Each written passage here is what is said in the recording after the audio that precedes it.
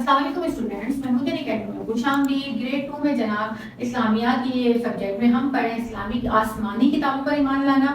ہم اس سبق کی ریڈنگ، اس کی وضاحت اچھے سے سمجھ چکے ہیں اور اب ہم کریں گے صفحہ نمبر 14۔ صفحہ نمبر 14 میں مشق ہے درست جواب کا انتخاب کریں۔ اب میں سوال پڑھتی جاتی ہوں اور یہیں پر میں آپ کو جواب بتاتی جاؤں گی، بلکہ آپ مجھے جواب بتائیں گے، ٹھیک ہے؟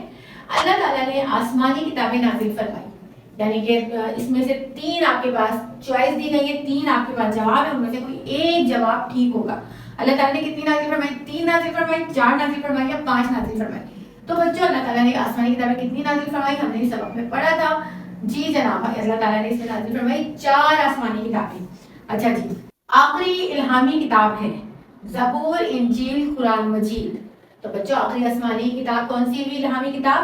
قرآن مجید، ٹھیک ہے؟ قیامت تک ہدایت کا سرچشمہ ہے انجیل، قرآن مجید یا زبور۔ تو آخری کتاب کون سی تھی؟ قرآن مجید، اور قرآن مجید ہی قیامت تک ہدایت کا سرچشمہ ہے۔ ہدایت کا سرچشمہ سے مراد ہے کہ ہمارے لیے اس میں ساری ہدایت موجود ہے۔ اس کے بعد آ جاتے ہیں خالی جگہ پر کریں۔ تو اللہ تعالیٰ نے انسانوں کی ڈیش کے لیے آسمانی کتابیں نازل فرمائی، تو انسانوں کی رہنمائی کے لیے۔ اس کے بعد ہے قرآن مجید ڈیش کا سرچشمہ ہے، ہدایت کا سرچشمہ ہے۔ جن انبیاء کرام السلام پر کتابیں نازل ہوئی، انہیں کیا کہتے ہیں؟ انہیں نبی اور رسول کہتے ہیں۔ جن انبیاء کرام علیہ السلام پر کتابیں نازل ہوئی، انہیں نبی اور رسول کہتے ہیں۔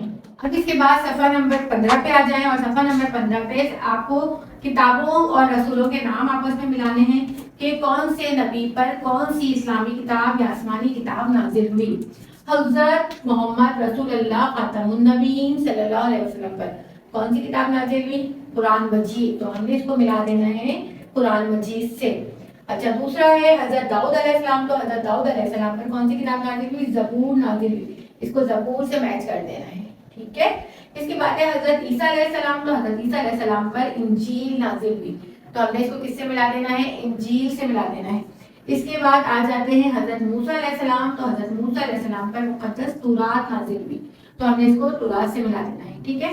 اب آخری میں آ جاتا ہے قرآن مجید، تو یہ آپ کو کلر کرنا ہے اس پہ، اور پھر اس میں جو بھی کتابیں بتائی گئی ہیں حضرت محمد صلی اللہ علیہ وسلم کے بارے میں، تو آپ کو آپ نے کیا کرنا ہے؟ آپ نے اس کی سرگرمی کرنی ہے گھر پر، آپ نے ایک کمپیوٹر پیپر لینا ہے، اپنی کاپی کا پیج لے لینا، اس میں آپ نے تمام پیغمبروں کے نام لکھنے ہیں اور ان پہ نازل ہونے والی کتابوں کے نام لکھنے ہیں، ٹھیک ہے؟ اور اس کے علاوہ آپ نے بتانا ہے کہ آخری کتاب کون سی ہے اور آخری کتاب ہمارے لیے اس میں کیا کیا موجود ہے۔ یہ آپ نے یہ گھر سے سرگرمی کرنی ہے، مشق کرنی ہے، جو میں نے آپ کو اسائنمنٹ دیا ہے، ٹھیک ہے بچوں؟